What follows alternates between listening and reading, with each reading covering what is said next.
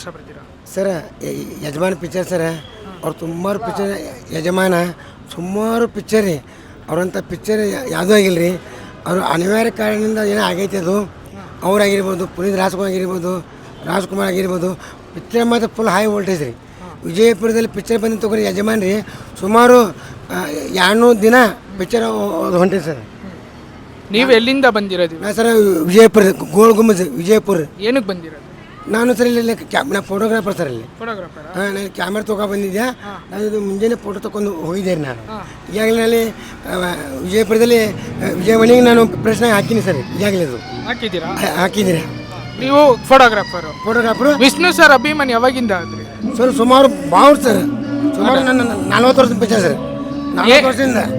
ಏನು ಡೈಲಾಗ್ ಬರುತ್ತೆ ಸರ್ದು? ಸರಿ, ಡೈಲಾಗ್ ಮುಟ್ಟಿ ಹಿಡಿದ್ರೆ ಇದು ಹೇಳಿ. ಮುಟ್ಟಿ ಹಿಡಿದ್ರೆ ಐದು ಸರ್.